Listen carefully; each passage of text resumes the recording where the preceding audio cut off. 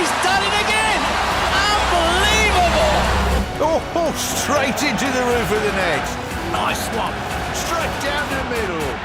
So a good performance from both teams here today. Hi and welcome to Firstpost. I'm Rupha Ramani. Let's get started.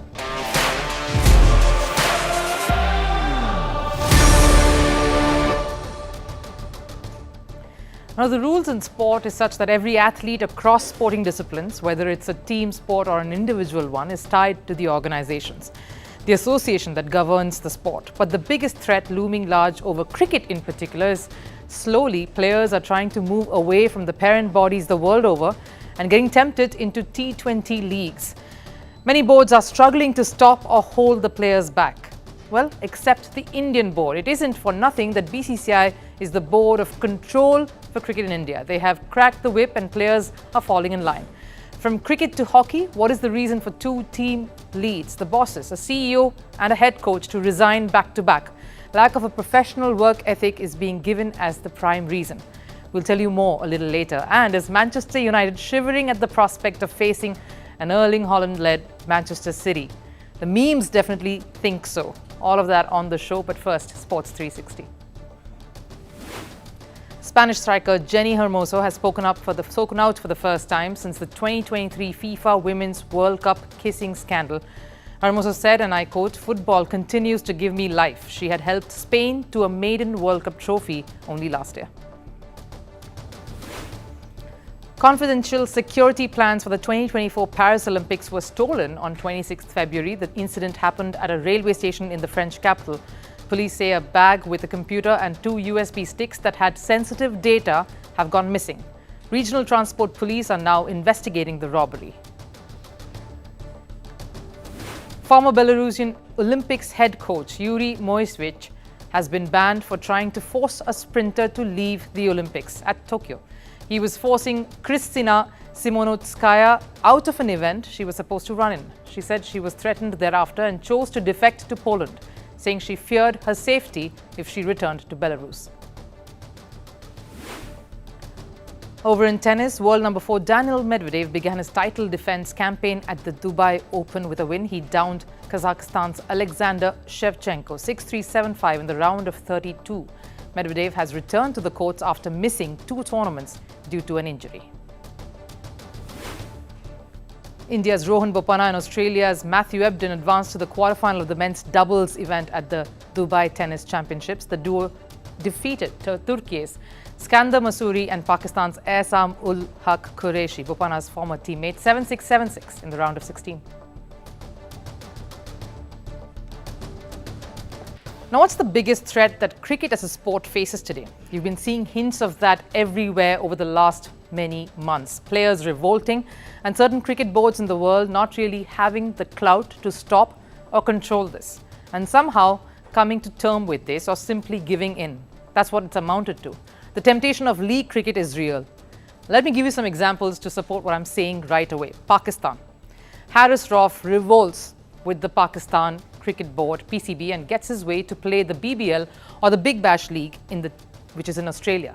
Pakistan terminated Rauf's central contract, but that was just a warning. He features in the Pakistan Super League right after, and of course, the fact that he's got injured doesn't help anyone. West Indies, Nicholas Pooran, Jason Holder, Kyle Mayers chose to not accept the central contracts with the board and preferred to play league cricket over the world instead. West Indies couldn't hold on to them. They do not have the power to stop these players. Bangladesh, Shakib Al Hassan is not retired, contests elections and in doing so misses some of the national team fixtures and then goes up to train and appear in the BPL or the Bangladesh Premier League right after the elections, in fact. No one can control what Shakib is choosing to do. By that I mean the board, the authority in this matter. Afghanistan, 3 key players, Mujibur Rahman, Naveen ul Haq, Fazal Haq Farooqi, who were key in that World Cup campaign of theirs in 2023, demanded they be released from the central contract so they could play T20 cricket around the globe. Eventually, they came to some sort of an understanding based on negotiations that they appear for national duty but still can go ahead and play their leagues. Not the most convenient resolution, as injuries are definitely a major concern. There's a lot of cricket when this happens, like what happened with Haris Rauf. And the issue is also with some of the other boards. The IPL or the Indian Premier League is a massive window. It's one of the most prestigious and lucrative leagues the world over. But playing that comes at a cost, missing games for your country or even getting injured in the process. A lot of boards have been forced to take their players out of IPL. The Australian board did that. We had Mitchell Starc being absent for a while. Of course, there was injury concerns too, but the Ashes or cricket calendar in Australia was far more important. But these are anecdotal. Like with England cricketers, many of them do not feature in the IPL at all. Joe Root, in fact, was one of the latest additions. New Zealand captain Kane Williamson himself got injured badly during his inaugural stint with the IPL franchise Gujarat Titans last year, and that resulted in him missing a few crucial games for New Zealand at the 2023 World Cup. So there are repercussions of this choice between club and country in this storm that is fast approaching, where players are more and more moving away from their parent bodies and towards the league way of cricket. But here's the thing, one board is showing its iron fist when it comes to laying down the rules and dictating what their players must do and choose, and what lies ahead of the choice that they make. In fact, today, just a while earlier, the fresh annual contracts were announced by the board. And guess who did not make the cut or who were removed from the contracts? Shreyas Iyer and Ishan Kishan. Both of their annual contracts have been terminated. They weren't even considered as mentioned specifically in the release. The BCCI clearly sending out a strong message to the rest in the country. BCCI stands for Board of Control for Cricket in India, and no phrase describes this board any better. BCCI or the Indian board is proving to be the taskmaster, where other boards have been weak or have lost control over their own players and the talent. The Indian Cricket Board continues to deal with any insubordination in the most strict and disciplinary way. It started off with wicketkeeper bat Ishan Kishan requesting for time away from cricket. Reports suggested it was pertaining to mental health, and we understand that. There is constant cricket throughout the year and can take a toll on your mind and your emotional space, and so did the Cricket Board. But then months down the line, and it just seemed like Ishan was preparing for the T20 cricket to follow rather than the national schedule that was lined up for him. Many statements came out made by the board as well as the team management saying the cricketers who were not part of the senior side were required to play domestic cricket while they were at it. Ishan Kishan was supposed to turn out at the Ranji Trophy, domestic tournament in India, for his state side Jharkhand. He was told to do so, but surprise, surprise, he didn't turn up. The board then went ahead and made this statement. It's essential to recognize that domestic cricket forms the backbone of Indian cricket and serves as the feeder line to Team India. Our vision for Indian cricket has been clear from the outset. Every cricketer aspiring to play for India must prove themselves in domestic cricket. Performance in domestic tournaments remain a critical yardstick for selection, and non-participation in domestic cricket will carry severe implications. Basically, putting it out firmly that cricket in India, national or domestic, country or state, came first. That was priority over any other cricket, including the Indian Premier League or the IPL. Message loud and clear. That's the core even when it comes to league cricket. You won't find any current Indian cricketer featuring in any T20 league apart from the IPL. It's the price they have to pay, and that's just the way it is. But getting back to BCCI's diktat, as was seen with Shreyas Iyer, the Indian batter was dropped or let go of from the Indian test side owing to a string of poor performances, with the condition of appearing for his domestic tournament for Mumbai, getting his rhythm back and then working his way back into the national setup. And then came contrasting versions and reports where Shreyas Iyer said he wasn't really fit yet, while the NCA or the National Cricket Academy in India said that he was 100% fit. In the middle of all this, of course, India wins a test series with youngsters in their ranks, and then comes Captain Rohit Sharma's stinging statement. The ones who want to play, have the hunger to perform, play in tough conditions, will be given preference. It's a tough format, and if you want success and if you want to excel, then hunger is very important. We will only give chances to the ones who have that hunger. You eventually get to know who doesn't have that hunger to play tests. If you don't make use of opportunities, they will go. The ones who perform and help teams win, they get more attention. The message that Jay Shah and the BCCI put forth is only reiterated here. Only hunger to play in the country matters. That comes first than anything else. And a day later comes the news that Shreyas Iyer will be playing for the Ranji Trophy Mumbai semi-final match against Tamil Nadu. A little too late though, isn't it? But the Indian Cricket Board here is setting an example to other boards around the world on how to deal with this issue that seems to be a growing concern. They're showing who's boss, and if players choose to move away from the norm, then they will be dealt with. There is no player or no one who comes above the board and the rules of the sport, and that's pretty simple. Now, if you have a choice of picking a city that has had the best sporting moments in the world, which one would you choose? For many, an option is Melbourne in Australia, purely because of the variety of sports. There's cricket, football, there's tennis, and of course Formula One. It's also hosted an Olympics. Others might argue it to be London in the United Kingdom, home to a host of football clubs, the iconic Lord's cricket ground as well, the glittery Wembley. But a few fans would also bring in Manchester to the table, a city that has Old Trafford, which has seen some of the best cricket and football games, home to two giants of English football, Manchester City and Manchester United.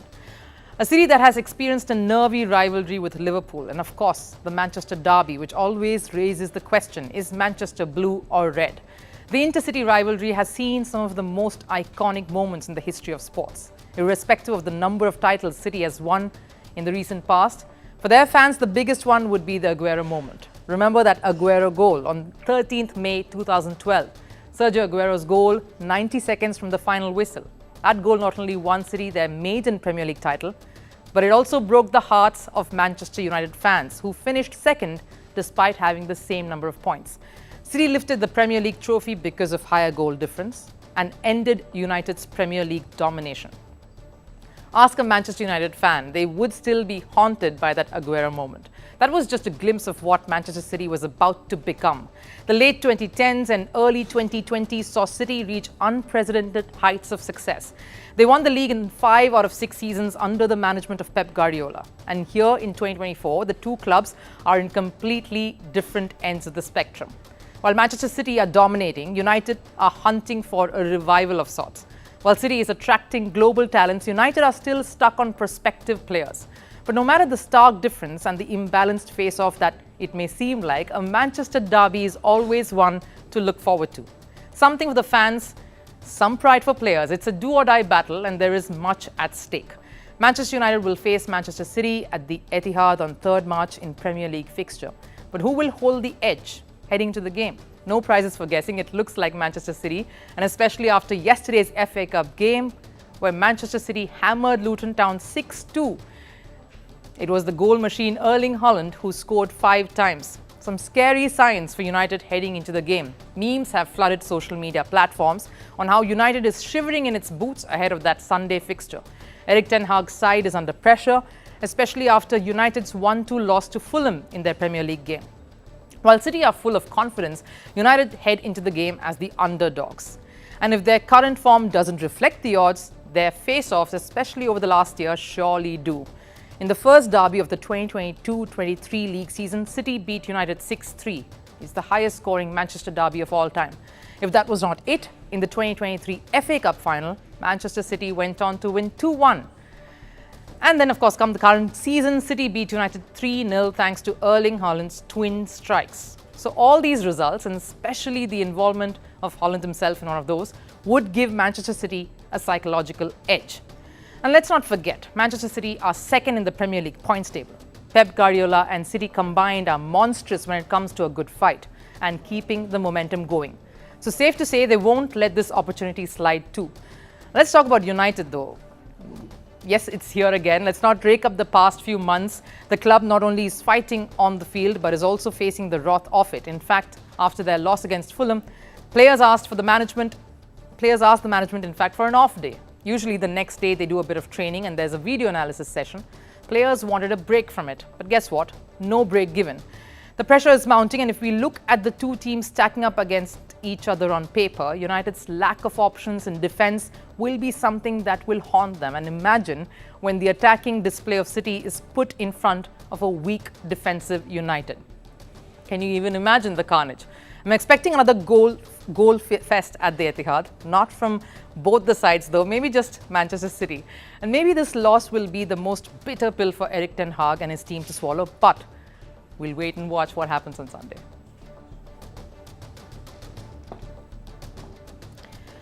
What happens when not one but two bosses leave a setup? It raises more questions than answers, especially when both have been instrumental in a dramatic shift in the sport in the country. in results finally coming their way. Hockey India's long-serving CEO Elena Norman resigned from her position on Tuesday. The events that led to the long-due resignation is a real reflection of hockey's instability in the country. And what's more, shocking is the fact that the resignation comes just 3 days after head coach of the Indian women's team, Janneke Schopman, also quit. Schopman, who's an Olympic gold medal winner and World Cup winner as a player, claimed she wasn't valued and respected and was unhappy with the work environment. A claim also made by Norman. These allegations made against the federation definitely reflects on the larger problems in the sport. Hockey is one of the oldest sporting disciplines in the world, and it carries a rich legacy. The Indian hockey team was at one point a force to reckon with, a world beater. It meant that they held their heads high and refused to bow down to anyone who threatened what they stood for. This is the same sport that grabbed headlines for a defiant display against Adolf Hitler in 1936. During the 1936 Berlin Olympics, the Indian men's hockey team refused to bow down to the ruthless Hitler. It was an Olympic final and India were facing Germany. And Captain Major Dhyan Chand not only gave out a strong political statement, but won the final 8-1 in Hitler's presence. Imagine how spirited and dominant that Indian hockey team must have been. The team symbolized standing up for what they believed in and what was right. Fast forward to the year 2024, years later when the sport itself has come a long way, yet it seems to be mired in issues that will pull it down. The same sport and its governing body, Hockey India, are grabbing the headlines. Reports of a lack of work ethic and a problematic environment are emerging. In a shocking development, Hockey India's long-serving CEO Elena Norman resigned from her position on the 27th of February. Norman took over the role in 2011. This was after Hockey India's years of administrative muddle and even getting suspended. During her 13-year-long stint, Norman was instrumental in making Hockey India among the best-run sports federations. She brought in a professional work culture and even prompted the country to host major international tournaments. Her ways were ruthless, but they've yielded success for Indian hockey. But could they have resulted in her being pushed out too? Talks of her quitting the role were doing the rounds during the Women's Asian Champions Trophy in November 2023. Her absence during the Olympic qualifiers in January this year raised the alarm bells. Hockey India's president, who is a former player, Dilip Tirkey, too has acknowledged that the working environment and unpaid dues were some of the prime reasons for her exit. Reports say Norman was working in her role despite not being paid for over 3 months. What's more, Norman's resignation comes just 3 days after another woman lead, the hockey coach of the women's team, Janneke Schopman, stepped down. Schopman had resigned from her role after claiming that she and her team were not treated equally. But Schopman had said she had found support from Norman during her stint. Norman was instrumental in promoting women's hockey, ensuring equal facilities and recognition. Norman played a key role in the women's team's Olympic qualification in 2016 after 36 years. The dynamic Australian was pivotal in Hockey India's revival. But despite these achievements, she has departed, and it marks a setback for the board. Schopman and Norman's claims of the setup not being conducive for women to work in has put the country and the organisation under the scanner. While the board aims to promote and develop hockey in India, a long-standing employee leaving will impact the progress and affect the image India has as a sporting hub. The Hockey Association will have to get into damage control mode and soon, because 2 top female leads, one of whom is even a World Cup winner, quitting because of unequal treatment and unprofessional issues, puts India in a very poor light as far as its image as a sporting country is concerned. We're almost at the end of the show, but there's of course time for Last Serve. Now we applaud every achievement here on Firstpost, and this one is unique. A naval officer took charge in a sailing around the world event and came out victorious. Take a look.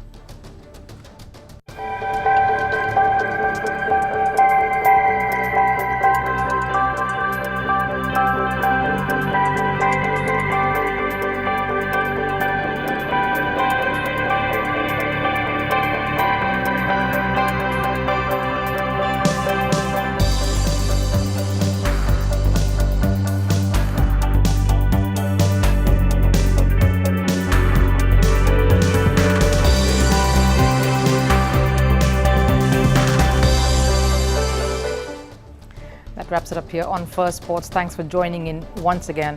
I'll see you tomorrow. Till then, take care.